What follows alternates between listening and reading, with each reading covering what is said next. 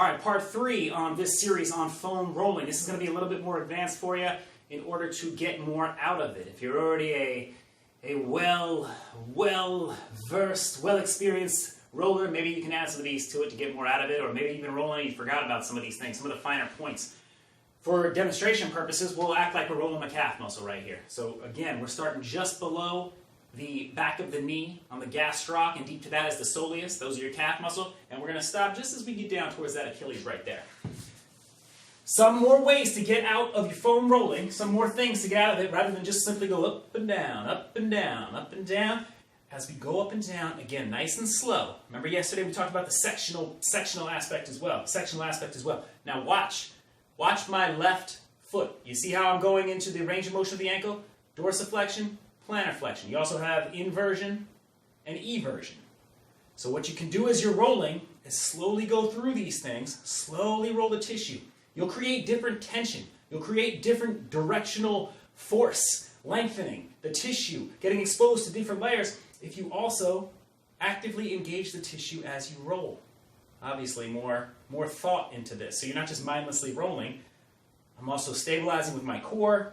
I'm dorsiflexing and plantar flexing the ankle, so I have to think about it. It's more of a neurological exercise. I'm doing multiple things at once. I am multitasking in my brain. The plasticity, the neurons are thanking me for it. They're becoming more plentiful. But as I go up and down, you'll feel it. You might feel a different release in some of the tissue. You might feel a different tension.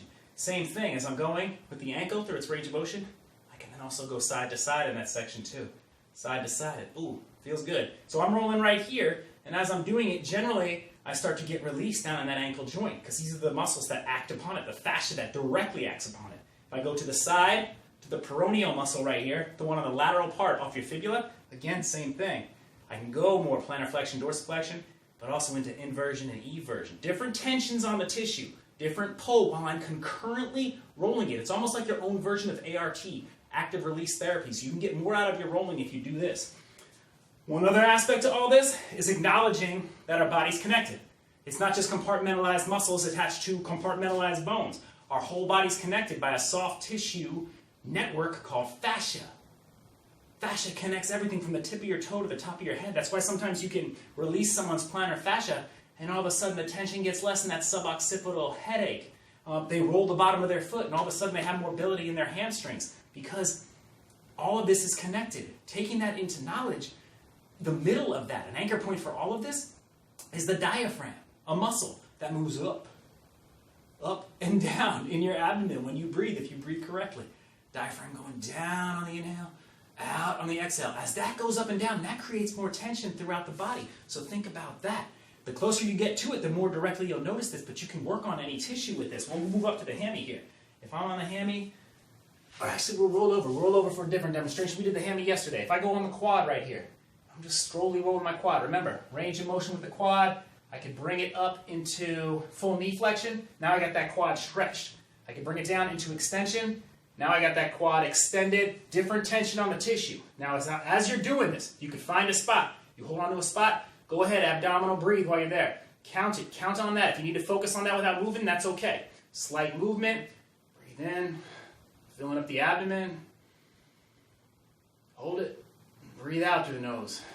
Letting the tension out of the abdomen. That diaphragm going down and then up is creating a different tension right there on your hip flexors, on your psoas, your iliopsoas, even in that proximal quad right there. So as you do that, it adds one more dynamic, one more thing that you can change just by either moving the skeletal muscles or moving that diaphragm up and down. You can get more out of your rolling and get more into it. If you find that you're rolling and perhaps you're not getting the mobility that you want, add these other strategies to it. They may be the missing link to it. Always check and make sure the injury is something that should be rolled in the first place. Again, stay away from those bony prominences. Make sure you hydrate with electrolytes to get the water in the tissue so we can actually get in there and effectively mobilize the tissue and not just injure dry, brittle tissue.